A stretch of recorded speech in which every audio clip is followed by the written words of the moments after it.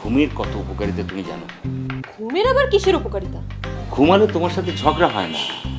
এখন যদি মনে করো আমি ঘুমিয়ে পড়ি, তোমার সাথে ঝগড়া হবে না, সংসারে শান্তি বজায় থাকবে।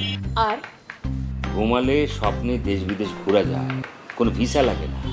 একটু আগে আমি কোথায় ছিলাম জানো? Niagara Falls. সেখানে আমি গোসল করছিলাম, তোমার ডাকে সেখান থেকে আমি চলে আসলাম। একটা সেলফি তুলতে পারলাম না, জানো খারাপ লাগলো। ফালতু কথা বন্ধ করে এখন এখান থেকে ওঠো। বন্ধের দিন অনেক কাজ পড়ে আছে।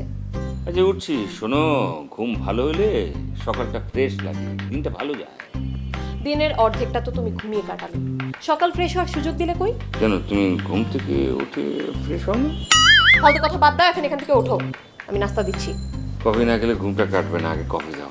আমার কপাল, তোমার এত ঘুম প্রীতির কারণেই না এখন আমি মা ডাক্তার শুনতে পেলাম না। একদম মিথ্যে কথা বলো না। ছুটা বুয়া হাজেরা তোমাকে আম্মা বলে ডাকে না? আমি নিজ কানে শুনেছি।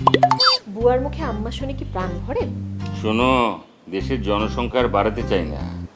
তাছাড়া তোমার কাছে একটু ভালো করে গেলে তো বলো উফ ছাড়ো তো। উফ ছাড়ো তো, এই কথা বললে যদি সবাই ছেড়ে দিত তাহলে পৃথিবীতে পরিবার বলে কিছুই থাকতো না। শুধু থাকতো তুমি আর আমি আর তুমি। এসব কথা বাদ দাও। নিজে তো সারা রাত নাক ডেকে পড়ে ঘুমাও, আর আমার ঘুমের দফা রফা। Chop, chop, chop, chop, chop it.